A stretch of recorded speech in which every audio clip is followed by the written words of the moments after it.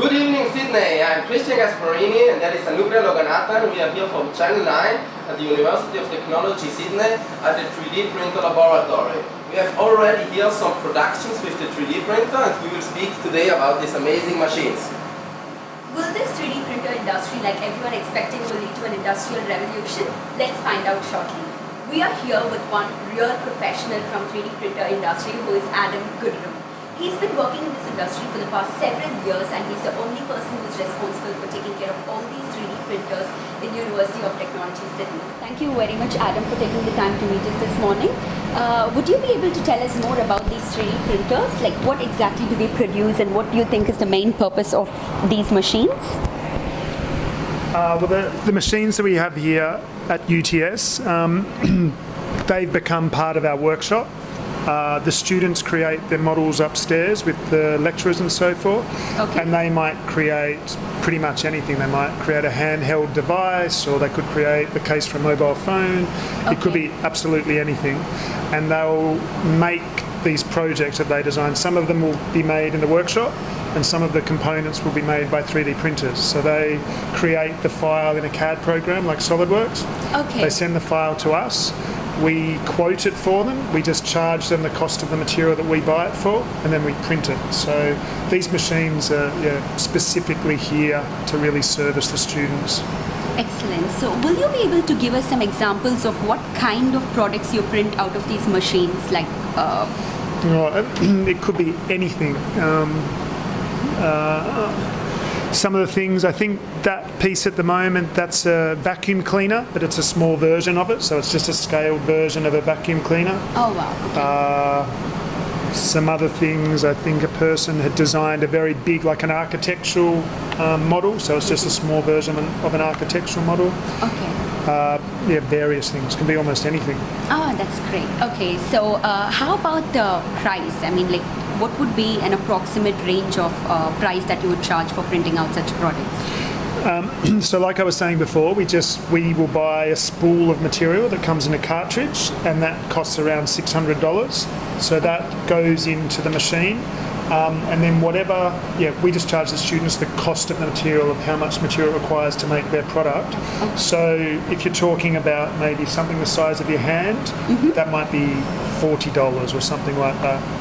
Okay. Yeah. But there's bureaus where you can go to get stuff 3D printed, and some are very competitive. You can have things made at very good prices. Where the real cost comes in, if you print in different materials, that's where the cost gets a lot. So you can print in stainless steel or titanium, and that gets very expensive. So that's when things go into, depending on what size it is, goes into the thousands of dollars and stuff. Okay, so it is basically related with the size as well as the material that you use in the printer. So depending on that, you customize the price of that particular printout, right? Okay, great. Yeah, thank you so much.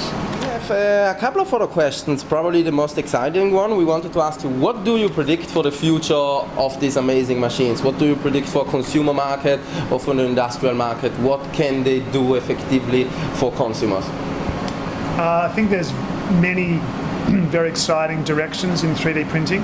Firstly, the cost of the machines have come down drastically. Even the machines we bought here were originally $60,000, now they're $30,000. You can go to Officeworks and buy a machine for $800. Harvey Norman is selling machines. So the actual technology for anyone to purchase has got a lot cheaper.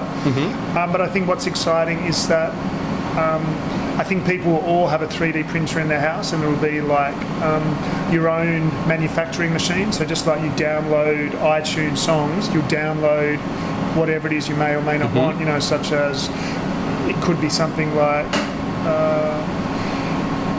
in your washing machine a component might have broke or something, so you download the component so the plumber can fix it rather than having to wait for it to be sent from America.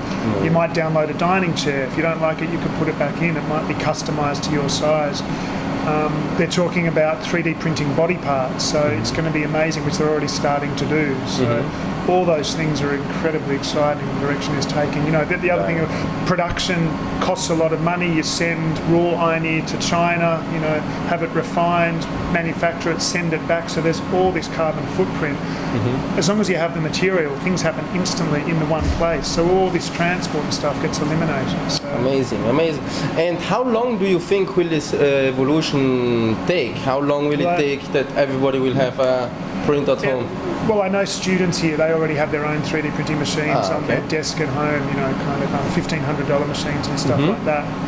So people, are, you know, some of the students have designed their own jewellery collection, they're printing them, they're selling them, you know, so it's already kind of starting, but I think there's a whole nother level to it. I think Tesco's in London, they have a 3D printing machine that you can say what you want, go and do your shopping, come out, it'll be printed when you come out, so it's already sort of starting to happen. That we learned about this exciting 3D printing machines. Let us see how this industry revolution goes on. This was everything from Christian Gasparini and Anupra Loganathan, Channel 9. Good evening, Sydney.